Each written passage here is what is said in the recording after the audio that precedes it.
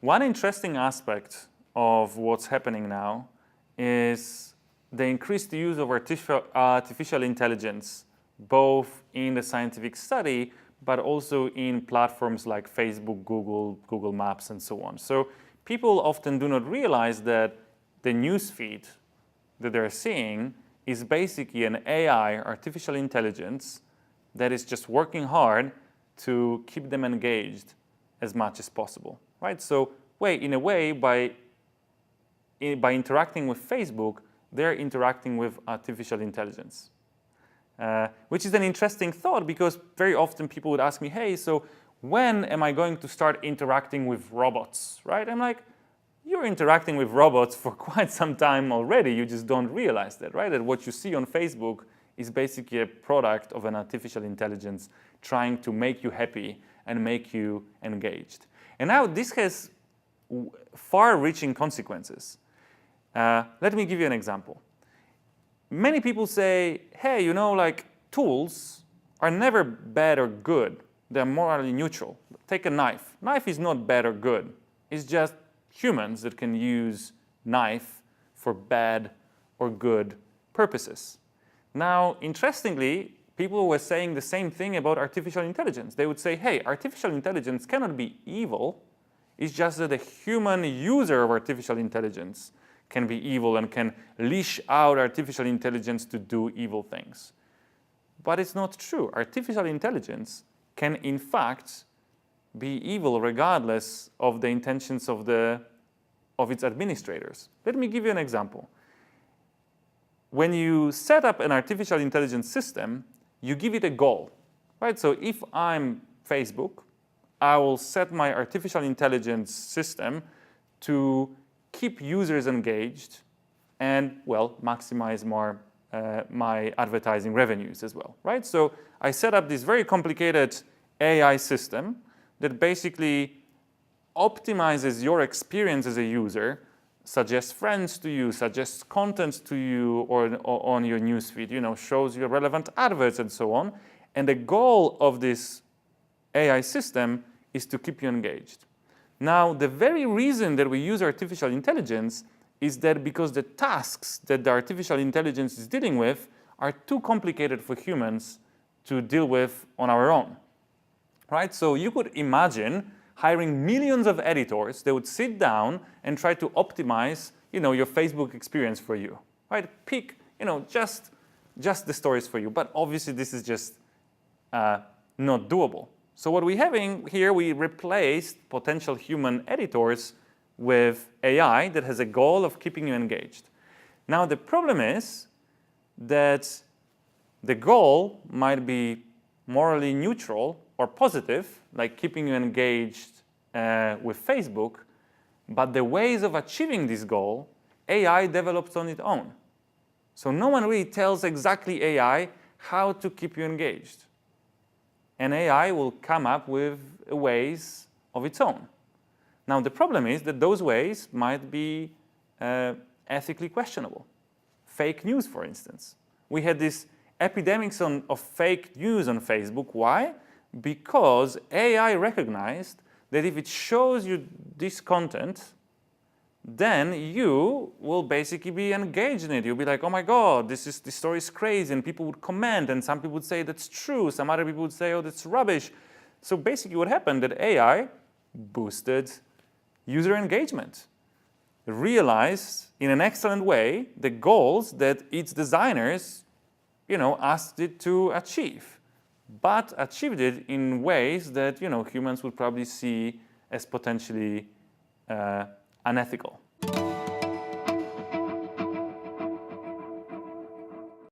So the ideas behind the algorithm, like when you hear machine learning or neural networks or deep learning networks, ideas behind those models, those artificial intelligence models, are really simple. You could explain them to a 7-year-old really easily.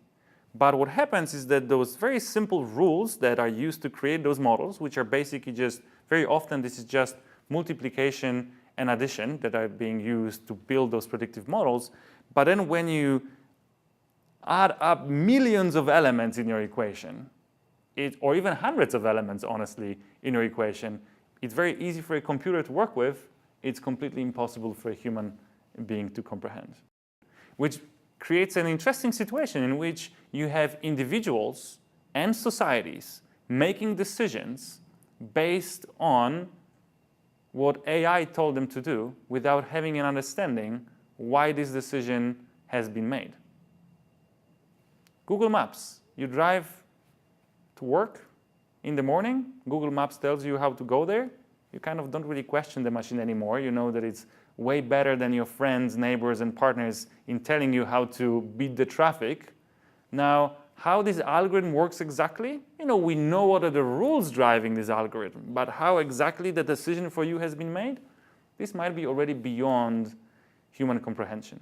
How the stories were chosen for you for your Facebook newsfeed, we know the simple rules that we ask the machine to follow, but exact intricacies of this machine learning model that is actually driving the content or driving the choices of the content to appear in newsfeed beyond our comprehension.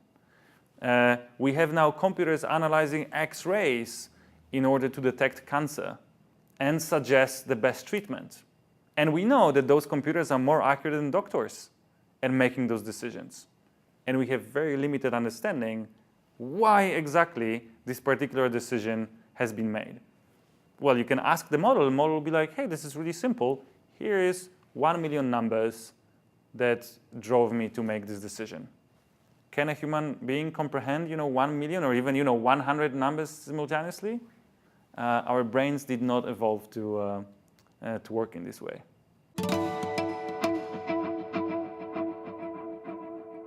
Courts make the decisions about whether to let people go and how long the sentence should be and whether to grant you a parole based on the outcome of an algorithm. So obviously it's a judge that slams the hammer down the whatever podium, but at the end of the day there's a little screen here, and the screen says the algorithm calculated that this person should get 7 years in prison, or you should not grant parole to this person because their chances of reoffending are 70 or 80%. And this number is a product of hundreds of variables that go into it. So no human being can understand. There's a mathematical equation, so it's a deterministic process. We know that it works because you can apply it to previous cases, and in fact, it works for the benefit of humans, because what it happens is that when judge just sees you for a few minutes and has few seconds to kind of skim through your case, and you are unlikely to be black, then you basically just go to prison, because that's just safest option. Just another 100 people in prison, who cares, right? That's the safest option. But now what happens is there is this algorithm there that says, in fact, your intuition is to put them in prison, but they're unlikely to reoffend, so why don't you let them go? So we have evidence that those algorithms, in fact, are making prisons more empty because they let judges be more liberal with their choices. But on the other hand, we have the length of your sentence being decided not by a human being anymore, but by a computer. The time of an algorithm is way cheaper than the time of a judge. So what will happen now is that actually prosecution, so counties buy this software. There are a few companies in the US that produce this software. And it's basically big data software. They analyze life histories and case materials, and some demographic variables like number of siblings, number of children, how many convictions you had in the past and whatnot. And then they check, okay, so how likely this person was to reoffend.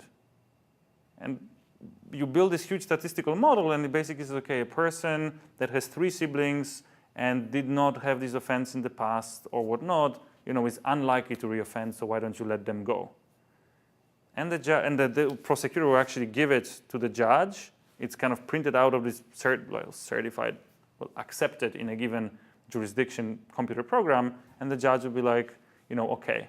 Now there's an interesting psychological phenomena here, because if the judge disagrees with the program, there's only one way in which the judge can disagree with the program. Namely, the judge could decide to give you a longer sentence.